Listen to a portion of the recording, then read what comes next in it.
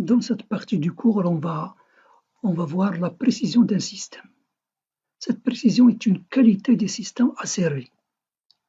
Elle est définie par la valeur de l'erreur ou bien l'écart entre la sortie désirée et la sortie réelle obtenue en régime permanent.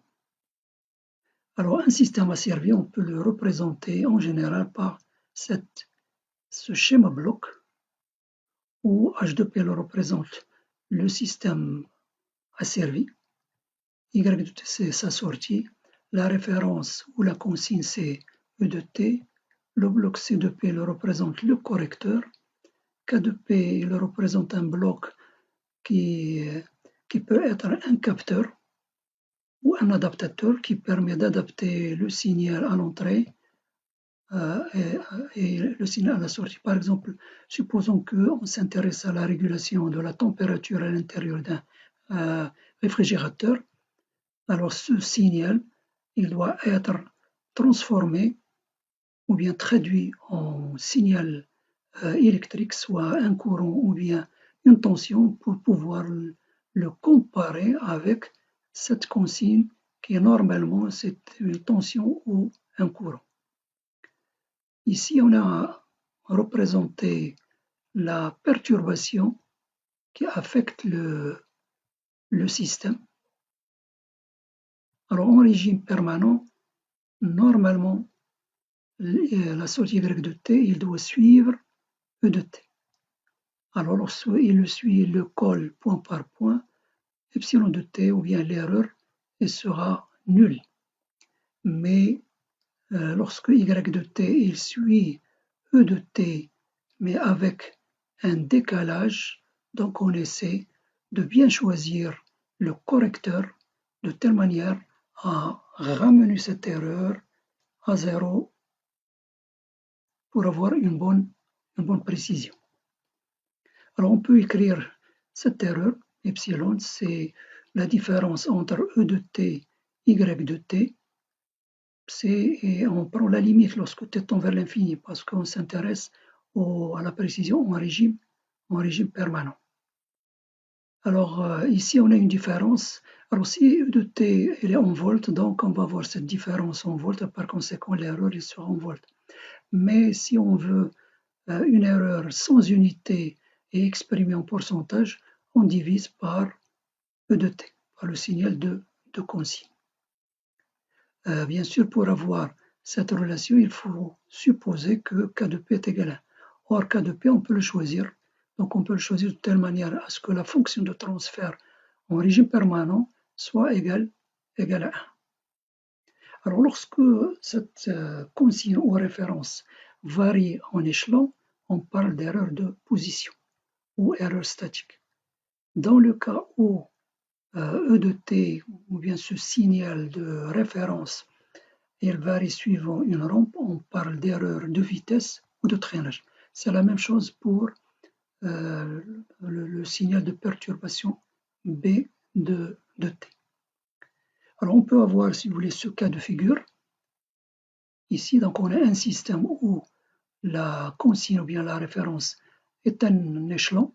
Donc vous voyez là, il varie de 0 à E, elle reste constant. Et la sortie du système asservi, donc il évolue et après le régime transitoire, la sortie se stabilise à cette valeur. Alors cette erreur, c'est elle qui va caractériser la précision de cet asservissement. Alors on essaye avec le correcteur de ramener cette erreur à sa plus faible valeur et l'idéal c'est de l'annuler complètement. Alors c'est ça l'objectif, si vous voulez, de la précision. Donc on va essayer de voir comment on peut arriver à des erreurs nulles en jouant sur le choix du correcteur. Là, ici, dans la partie ou bien le régime transitoire, cette erreur, c'est une erreur dynamique qui ne dépend que du degré de stabilité du système en boucle fermée. Donc c'est cette stabilité qui fixe, si vous voulez, cette erreur. Alors le schéma bloc qu'on a vu avant, on peut le représenter par un seul bloc et dont les entrées c'est la référence et le signal de perturbation. Donc on peut le représenter par ce bloc. Alors on a un système où il a deux entrées. Ce signal, c'est un signal qui est déterministe, mais par contre, ce signal, il est aléatoire. C'est une perturbation qui est aléatoire. Et la sortie du système, c'est Y de t. Alors la précision, elle va dépendre de la variation de ce signal, de même de la variation de ce signal de perturbation. Et puisqu'on a affaire à des systèmes qui sont linéaires, donc on peut appliquer le principe de superposition et l'erreur va être la somme de deux erreurs. Une erreur qui dépend de la consigne, du signal de consigne, et une erreur qui dépend de la perturbation. Donc on va essayer de chercher une relation entre le signal de référence et l'erreur epsilon E. De même, on va chercher une relation entre l'erreur epsilon B et le signal de perturbation. Donc on va chercher des relations entre ces signaux. Alors on va considérer le cas où on a l'erreur ou bien le signal de perturbation il est nul. Il n'y a pas de perturbation, donc je l'ai enlevé ici de ce schéma bloc. Il reste rien que la consigne. Et par conséquent, on va chercher une relation entre ces deux signaux. On va appliquer la transformée de Laplace et je vais vous donner les relations transformées avec Laplace. Alors ce signal ici, c'est la somme de celui-là moins le signal ici. Alors on a ici E de P, c'est la transformée de E de T, moins ce signal. Or le signal ici, c'est un signal qui vient par là, donc il faut multiplier K de P, multiplier fois H de P, multiplier fois C de P, fois epsilon E de P. On fait passer ce terme à gauche, on obtient cette relation, par conséquent, on a le rapport, donc une relation qui relie à la fois le signal de référence et le signal d'erreur. Alors ici, on a ce rapport. Le terme qu'on a ici de dénominateur, il le représente, c'est la fonction de transfert en boucle ouverte. On va s'intéresser à la précision du système en boucle, en régime permanent. Et par conséquent, lorsque le temps tend vers l'infini, dans l'espace de Laplace, il lui correspond P, il doit tendre vers 0. Donc, on a ici en régime permanent, donc il faut remplacer P par 0. 1 sur 1 plus T de 0. Alors, pour avoir une erreur faible, donc il faut que ici ce rapport doit être inférieur à 1. Inférieur à 1. Alors, pour avoir ce rapport inférieur à 1, donc il faut que ce terme soit grand. Alors, c'est T de 0, il représente le gain. Donc, c'est le gain de C de P fois H de P fois K de P. Surtout, C de P fois H de P. Alors, si le gain il est faible de H de P, on va augmenter le gain du correcteur. Et comme ça, on peut agir sur le gain au dénominateur. Et comme ça, on peut diminuer l'erreur. Ensuite, maintenant, on va chercher l'autre relation entre le signal de perturbation et l'erreur epsilon de B. J'ai enlevé le signal de référence et on va chercher une relation entre ces deux signaux. Epsilon de B est égal à moins le signal qui vient par là. Alors on a ici moins. Le signal qui vient ici, c'est K de P multiplié fois H de P fois le signal qui doit arriver ici.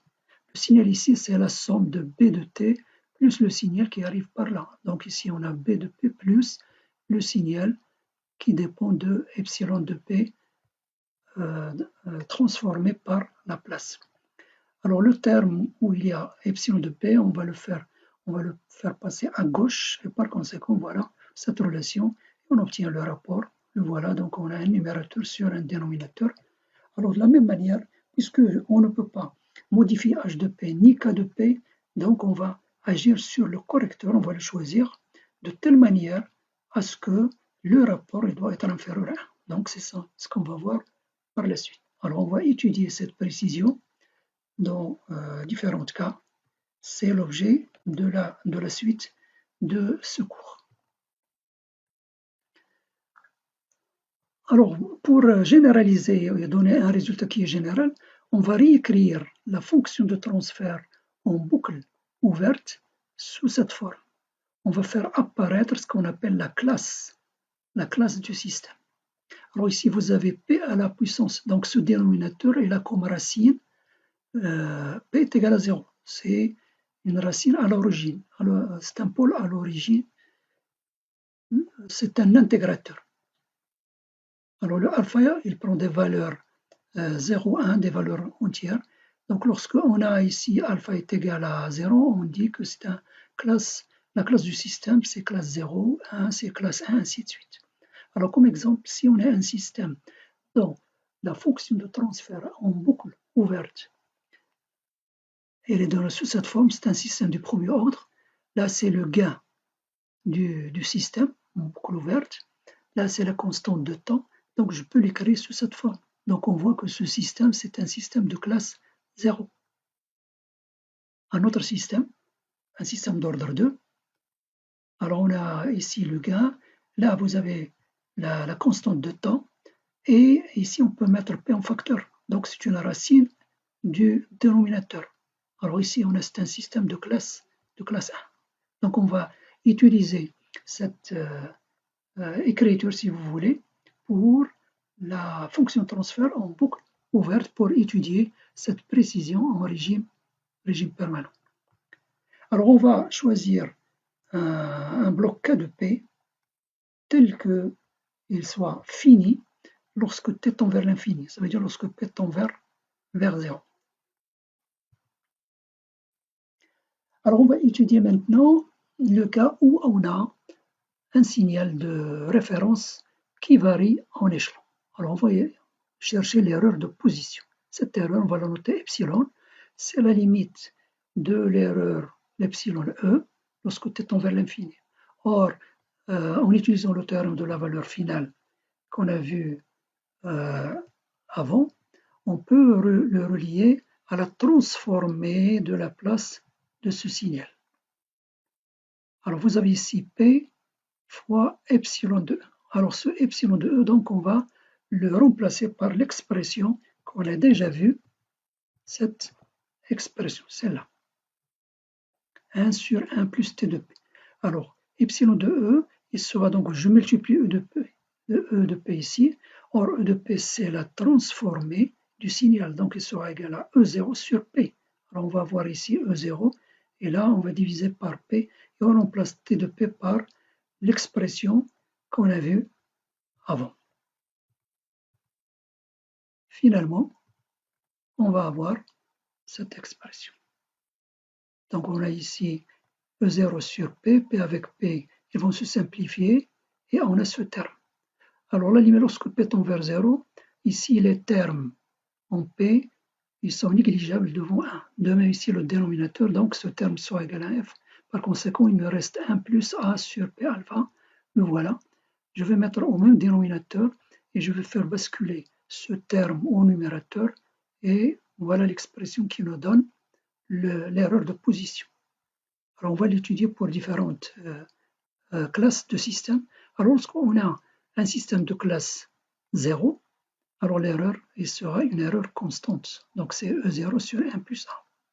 Alors, pour avoir une erreur faible, donc, il faut que le gain soit grand. Donc, il faut choisir un gain. Il faut agir sur le correcteur de telle manière à avoir un gain qui va diminuer cette erreur. Mais on ne peut pas choisir n'importe quelle valeur parce que si on augmente le gain, on augmente trop le gain, on va diminuer la marge de stabilité du système et le système il devient moins stable. Alors on peut exprimer cette erreur en pourcentage. Il suffit de diviser epsilon par E0 et on obtient 1 sur 1 plus 1. Alors maintenant pour un système de classe 1 et plus. On a une bonne précision, l'erreur est égale à 0. Alors on déduit qu'il faut au moins un intégrateur dans la chaîne directe. Donc il nous faut ici un alpha est égal à 1. Au moins un intégrateur dans la chaîne directe. Alors c'est doit soit dans H de P ou C de P. Alors si je reviens au schéma à bloc, le voilà. Donc il me faut un intégrateur sur cette chaîne directe. Alors si H de P possède un intégrateur, donc ce n'est pas la peine d'ajouter un autre intégrateur, parce qu'un intégrateur, il introduit dans le système un déphasage de moins π sur 2. Et par conséquent, la marge de stabilité elle va diminuer et la stabilité elle va diminuer. Donc il y a pour choisir le nombre d'intégrateurs, il faut faire quand même un compromis entre la stabilité et la précision. Alors le deuxième cas, on va étudier la précision en fonction du signal de perturbation. Là aussi, on va supposer que la perturbation il varie en échelon. Alors l'erreur de position, il est donné par, on va la noter epsilon, donc c'est la limite de epsilon p, en utilisant le théorème de la valeur finale, et on va remplacer epsilon de p par la relation qu'on a déjà trouvée, celle-là. Alors epsilon de p, donc il sera égal à ça multiplié fois b de p. Or b de p, c'est la transformée du signal échelon, et par conséquent, on remplace cette transformée, c'est b0 sur p. Alors ici, on a le p s'en va avec le p, et on a ce rapport. Alors pour pouvoir avoir, si vous voulez, un rapport faible et pour diminuer, si vous voulez, ce rapport, on va choisir un correcteur sous cette forme. Un correcteur dont le bêta c'est sa classe. Mais ceci, elle est au voisinage de P0, en régime permanent. Alors on voit que lorsque P tend vers 0, ici, on a ce terme, il tend vers l'infini, il est très grand. Et par conséquent, lorsque P tend vers 0, si je remplace ici, ce terme il devient très grand devant 1. Donc 1 il est négligeable, et par conséquent, il reste uniquement ce terme. Alors je peux simplifier Kp fois H de P, donc je simplifie ces deux termes, il reste moins B0 sur C. Moins B0 sur le C de P. Je remplace C de P par cette expression. On va voir cette expression où on a le P à la puissance bêta au numérateur. Alors pour un système de classe 0, on va voir une erreur qui est constante. Si vous prenez bêta égale à 0, donc ici c'est égal à 1, il reste moins B0 sur A0. Ici on a le signe moins, donc il faut pour calculer l'erreur, il faut prendre la valeur absolue, parce que l'erreur elle est toujours positive. Alors ici on a le gain du correcteur, donc le gain du correcteur, là aussi il faut le choisir de telle manière à diminuer l'erreur pour avoir une bonne précision. On peut l'exprimer en pourcentage, comme on a fait avant. Alors pour le cas des systèmes de classe 1, on a une bonne précision. Donc il faut que le correcteur possède au moins un intégrateur pour avoir une bonne précision. Alors si je reviens à la fonction de ce schéma bloc, il faut que ce correcteur doit posséder au moins un intégrateur, indépendamment de H de P. Même si H de P a des intégrateurs, donc il n'est pas suffisant pour avoir une bonne précision. Donc le C de P, il doit posséder au moins un intégrateur. Alors le dernier cas qu'on va étudier, on va considérer un signal de référence qui varie suivant une rampe. Alors on va étudier l'erreur de vitesse ou bien le traînage. Je l'ai noté epsilon, donc toujours on a la limite epsilon E, on utilise le théorème de la valeur finale et on remplace epsilon E, donc on a déjà utilisé cette expression, c'est 1 sur 1 plus t de p, la fonction de transfert en boucle ouverte. E0 sur p carré, c'est la transformée de la place de E0 fois t.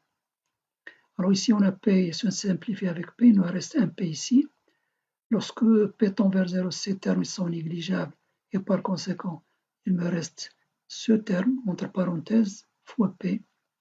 Je vais mettre au même dénominateur et finalement, voilà l'expression de cette erreur de vitesse. Alors, dans le cas où on a un système de classe 0, l'erreur sera infinie, donc il n'y a plus d'asservissement. Pour un système de classe 1, l'erreur elle est constante. Donc c'est E0 sur A. Et pour choisir A, donc il faut faire un compromis entre la stabilité et la précision. On peut l'exprimer aussi en pourcentage. Pour un système de classe 2 et plus, on a une bonne précision. Alors donc il faut au moins 2 intégrateurs dans la chaîne directe. Donc soit dans H de P ou bien dans C de P ou bien un intégrateur H de P ici et un intégrateur dans C de P pour avoir une bonne précision.